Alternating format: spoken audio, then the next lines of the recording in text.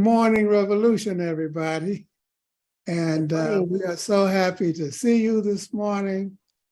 And welcome to Morning Revolution, everybody. And glad to see you.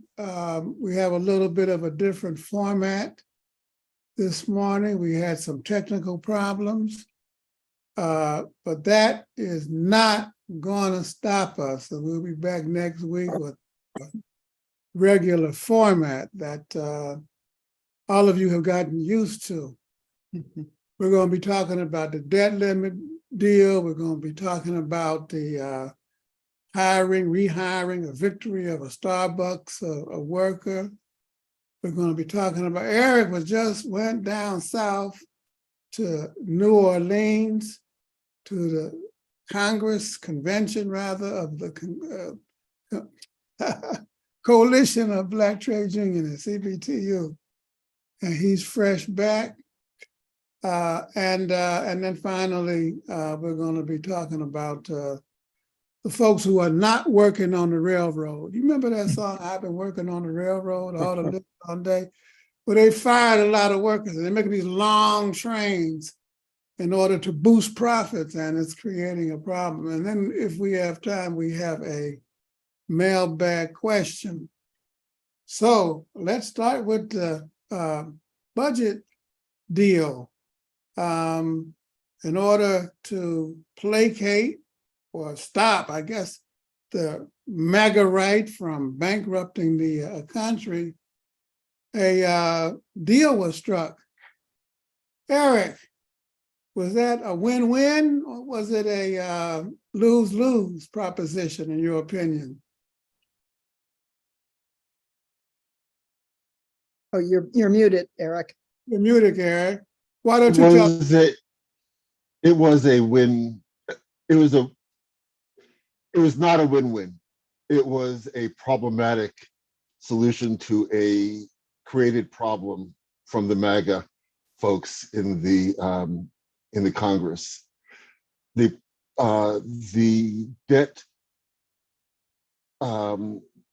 lifting the debt limit was agreed to based on cutting programs that help the most needy in our country, and that is unacceptable to me. But I understand we wanted to keep the country from defaulting, and this was the cost of that. But it's also a 2-year deal, which means that the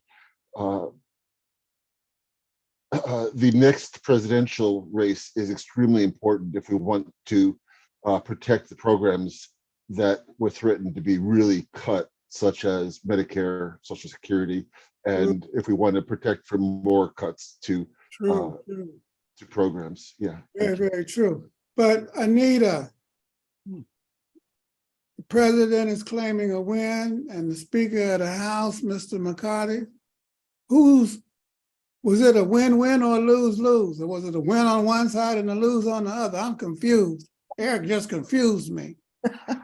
Well, I think the Democrats did the best they could with the situation. You know, the Republicans did win the House. They have some power. They threatened to do really damaging things. The measures they did manage to pass will hurt brown and black women, especially. As Eric said, the neediest people, and it's just stupid. Work requirements for another 5 years of folks. It's just it's not going to save any money from the deficit. So it's just all window dressing on the part of McCarthy. But he wanted to keep his job, and he'll keep his job for now. And the Democrats didn't come out too badly in this, they're saying. So it could have been way worse. But we just have to make sure we, go to the ballot box in 24 and maybe change the balance of forces in the House of Representatives. Rosanna, 68 members of the Progressive Caucus in the U.S. House voted against that bill, including several heads of major congressional committees or ranking members like Jerry Nadler from New York, Nadia Vasquez from New York as well. Your congressperson from the northern part of the state, Barbara Lee, voted against it. She's running for the Senate this next year. If you had had a seat, which one day I hope you have, representing Southern California, how would you have voted on that bill? Oh my gosh. If I would have had a seat, that bill would not have even surfaced. I think it would be much more about, what's working people, meeting the needs of the working people, not who wants what on an individual basis. I think, it's important to take note of who was willing to sacrifice the needs of the working people. And this is why voting matters, because it's these people who are making these outrageous bills and conditions for meeting the basic needs of people, which is, a decent livelihood. I think it's important for the American people to take note of who was willing to sacrifice. In terms of voting for the bill, I don't know. I wasn't. I'm hoping I don't have to be sitting there either. But I probably would have voted with Barbara Lee. I think she's a very sound member of Congress, representing of the working people all around. So.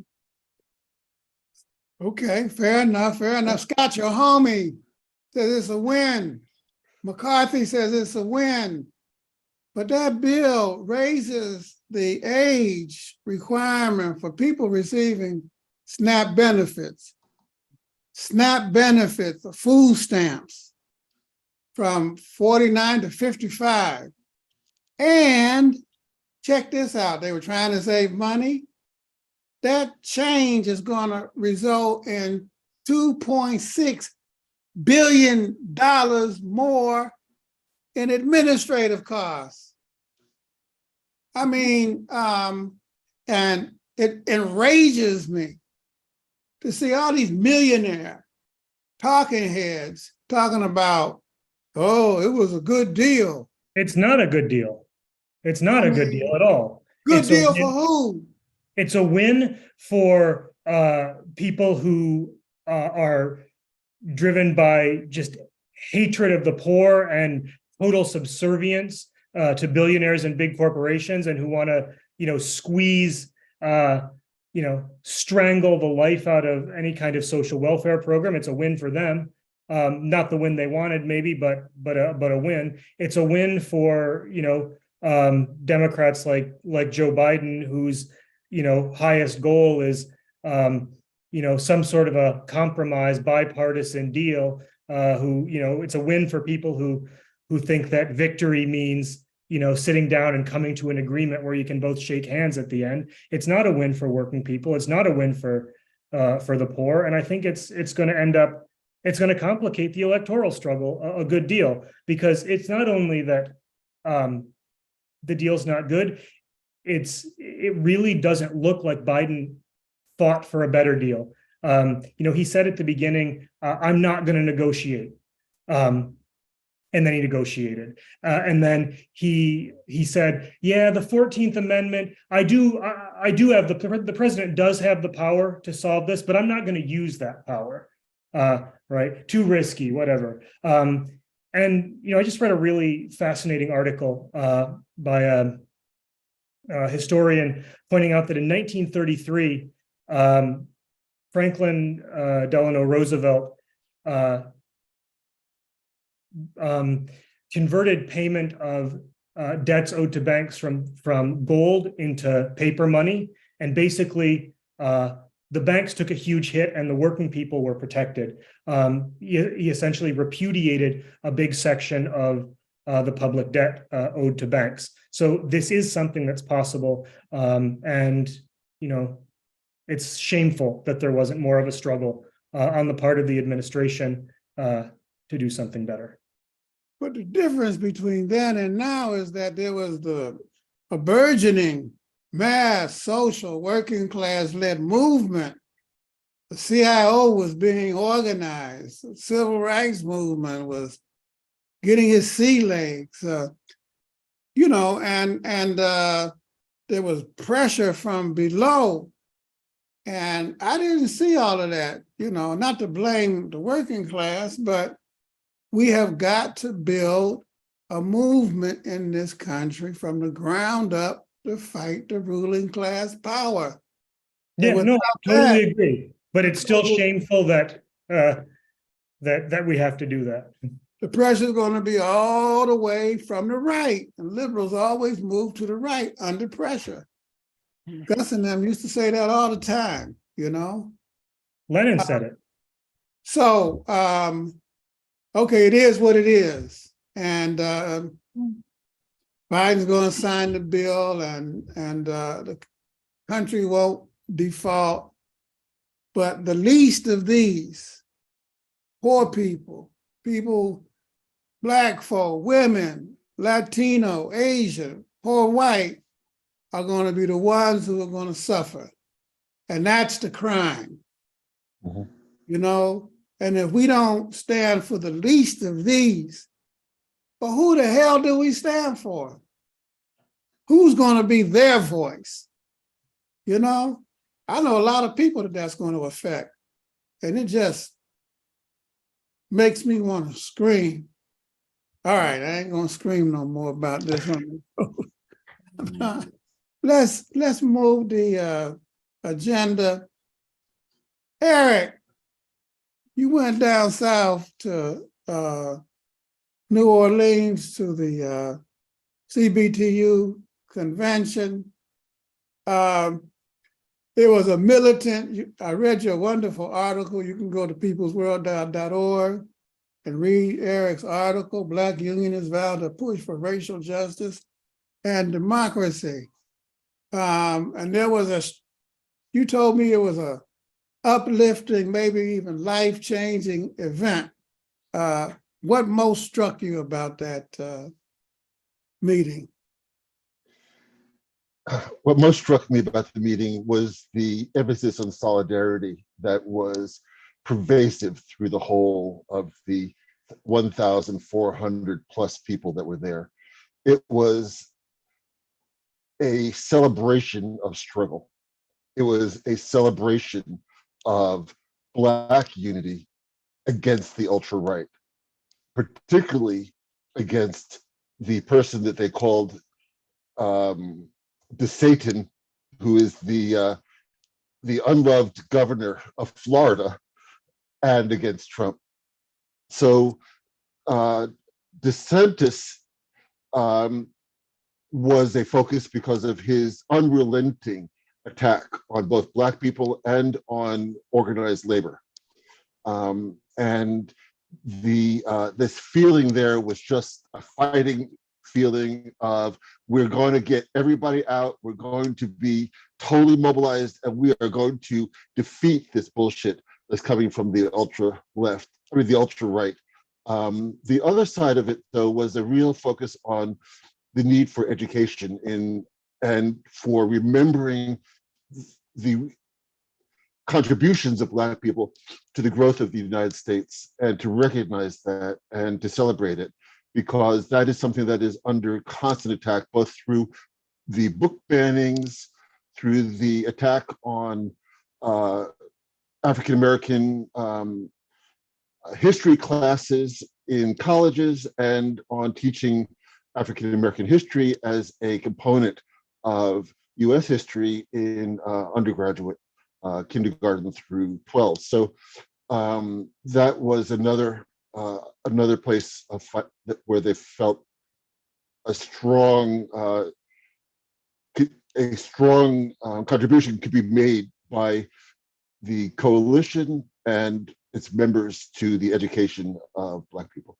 It was wonderful. It was absolutely wonderful event.